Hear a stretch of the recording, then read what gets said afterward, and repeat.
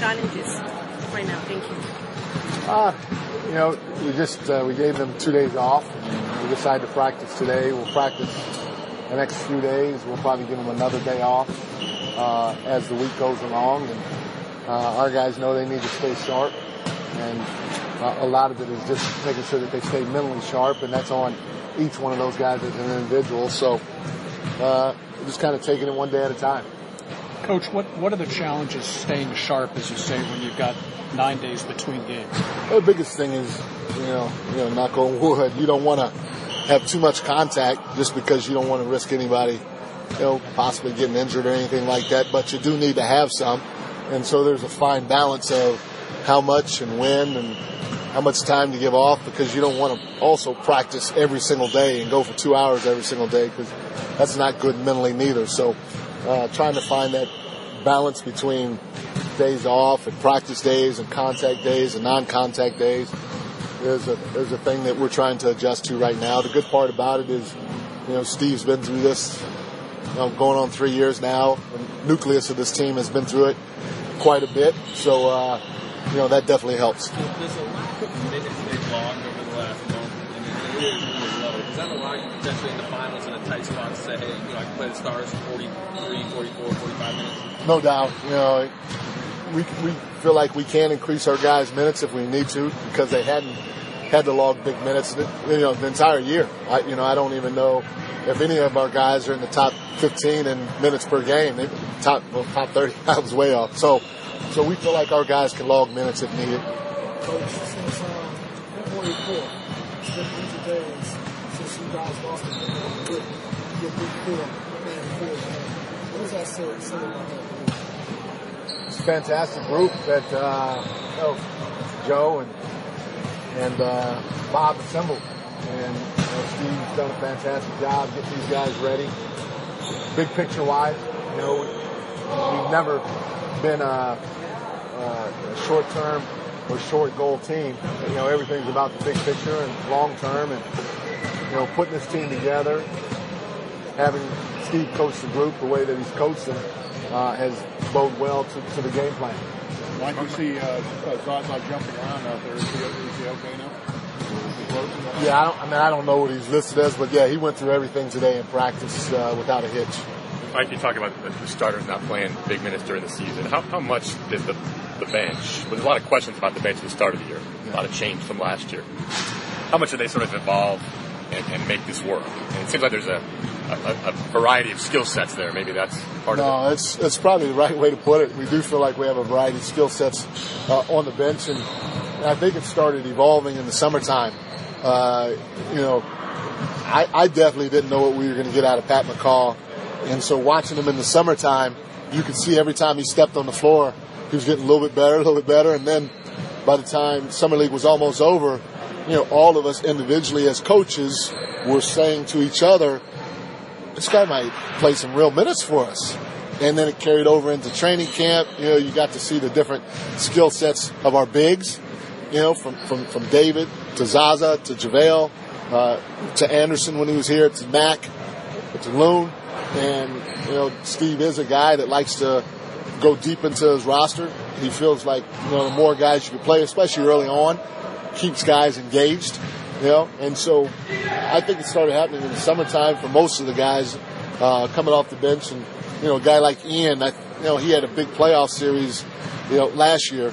So you saw that coming this year once he had an opportunity. How much did David's leadership sort of help that unit? I mean, here you got a guy who's been around so long and seen everything.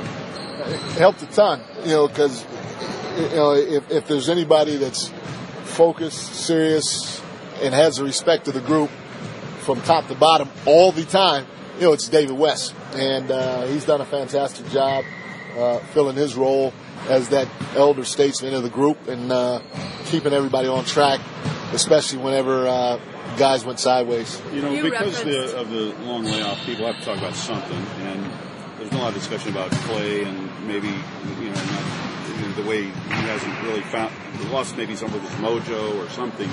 Are you working with him at all during this layoff, either on the court or off the court, to just try to get him back in the groove that we've all seen him hit?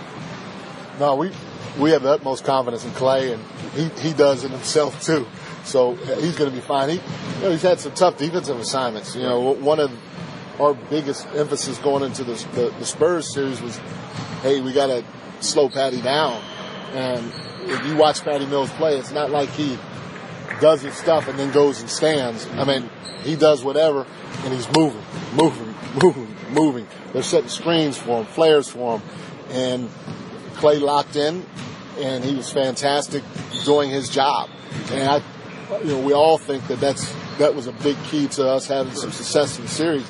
Not only that, one of the things that we talked to about Clay, San Antonio especially, they close out very hard. So they're running a guy like Clay off the three-point line. And a lot of times what he did for us that doesn't necessarily show up all the time, shot fake, took a guy out to play. So now we're playing 5-on-4 basketball, and he's dribble driving, somebody's stepping up, he's making the assist or he's making the hockey assist.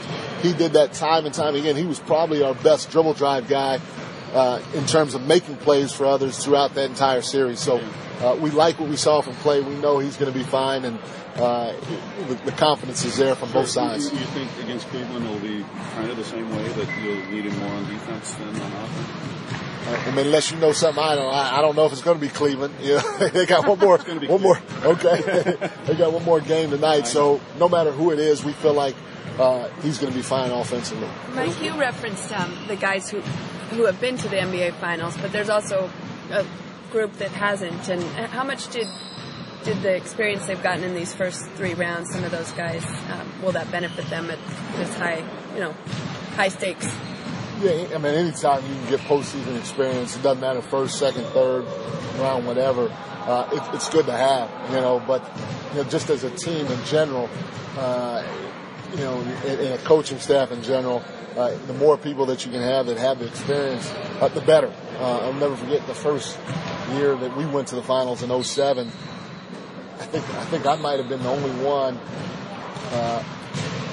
that had been to the finals. Maybe Melvin Hunt might have been as a video coordinator too with the Rockets back in the day, and Eric Snow. So we had limited experience, and it showed. I'll never forget the first day we get down to San Antonio and we're about to stretch. I had like 2 or 3 guys walking around with camcorders, And I was like, whoa, we got to at least act like we've been here, So to have guys be in that situation is fantastic because they can also tell the guys that haven't been there what to expect. Mike, how did what's your reaction to saying that Boston would just get the ball It's his opinion. It's cute. It's his opinion. Mike, how did Steve handle the trip to San Antonio physically, and do you have any sense of where he might be in terms of possible Bob's going to address it.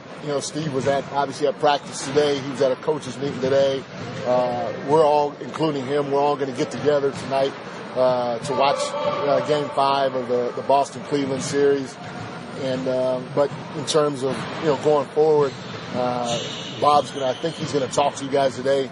The way I continue to look at it is I'm the coach until they tell me otherwise. But Steve, no matter what, Steve's going to always be involved in all aspects of our preparation and even during the course of our next round. Would you like to see Cleveland wrap it up tonight so you guys can just focus in on game plan for Cleveland, or you want to see these two teams beat each other up for a while and go to 7, and then you guys come in fresh and they have 2 days rest? What would be your preference? I've jumped back and forth.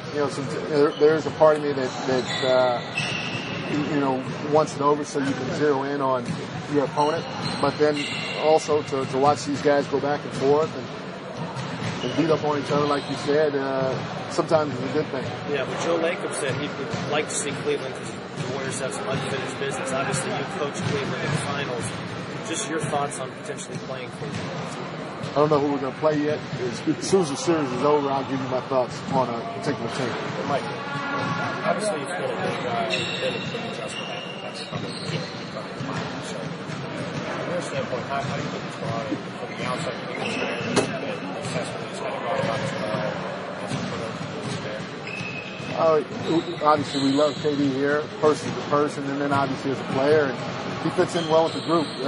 He has the type of personality that bodes well with the rest of the guys. This is a group that all is more than willing to sacrifice their own individuality for the betterment of the group, and KD's the same way. I mean, there have been games that KD's gone out and maybe had 14 points when he could have scored 30, and so to have that type of person fit in with who he is and how big he is just makes this, machine continue to go smoothly without any hiccups.